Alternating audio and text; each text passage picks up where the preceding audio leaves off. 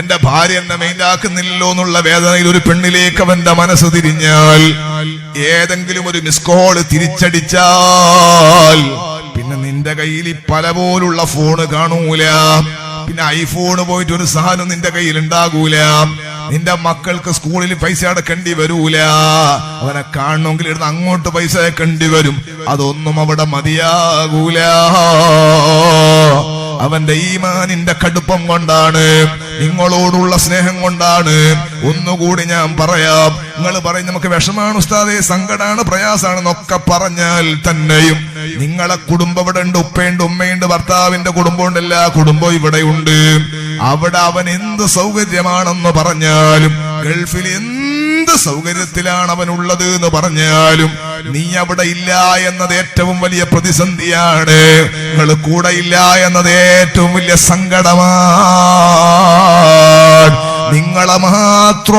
നിങ്ങളെ മാത്രം മനസ്സിൽ വെച്ചിട്ട് അധ്വാനിക്കുന്ന പ്രിയപ്പെട്ട ഭർത്താക്കന്മാരുടെ മനസ്സ് വേദനിപ്പിക്കാതെ, പ്രിയപ്പെട്ട ചെറുപ്പക്കാരുടെ മനസ്സിൽ സങ്കടം വരുത്താതെ നിങ്ങൾ നന്നായി ഭർത്താവിനെ സ്നേഹിച്ച് ജീവിക്കണേ.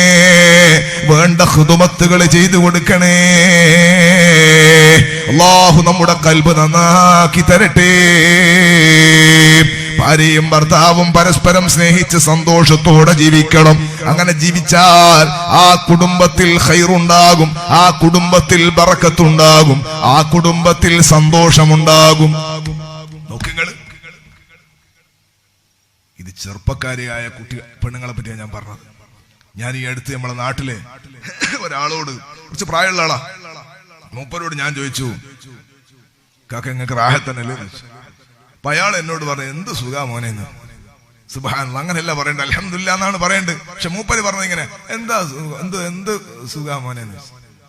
അപ്പൊ ഞാൻ മൂപ്പരോട് വെച്ച്, ഇത്താത്ത വീട്ടിലില്ലേന്ന്, ഞാൻ മൂപ്പര് ഭാര്യ വീട്ടിലില്ലേന്ന്. അപ്പൊ മൂപ്പര് ഓൾ ദുബൈയിലല്ലേന്നു. അപ്പൊ എനിക്ക് മനസ്സിലായി, ഇതാണ് മൂപ്പര് കൈമലർത്തിയതിന്റെ അവസ്ഥ എന്ന് മനസ്സിലായി. അള്ളാഹു നമ്മളെ നന്നാക്കി തട്ടെ.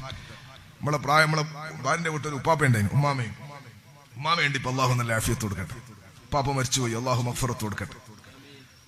നല്ല പ്രായമുണ്ട്. ഒരൊറ്റ ദിവസം ഒരു വേറെ താമസിച്ചിട്ടുണ്ടാവില്ല. ഒരു റൂമില് അപ്പുറം ഇപ്പുറം കട്ടിലുണ്ട്. ഉപ്പാപ്പ ചുമച്ചാലേ ഉമ്മാക്ക് റാഹത്താവും, ഉമ്മാമന്റെ ചുമ കേട്ടാലേ ഉപ്പാപ്പക്ക് റാഹത്താവുള്ളൂ. അത് ഖൽബിന്റെ ബന്ധമാണ്, ലൈംഗികതയല്ല. ലൈംഗികത ശാരീരിക ബന്ധങ്ങളെ കുറിച്ചല്ല. 75-90 വയസ്സുള്ള ഉപ്പാപ്പക്ക് 85 വയസ്സുള്ള ഉമ്മ ഉണ്ടല്ലോ, ഉമ്മാമ. ആ ഉമ്മാമനെ കാണുമ്പോഴാണ് മനസ്സിനൊരു സമാധാനം. മക്കളൊക്കെ കൊടുക്കും, പക്ഷെ അതൊന്നും ഉപ്പാപ്പക്ക് റാഹത്താവൂല. ആ ചൂടുവെള്ളം ഓളെ കൈകൊണ്ട് തന്നെ കിട്ടിയ ഒരു സമാധാനം. ഇത് ഖൽബിന്റെ ഒരു സ്നേഹമാണ്.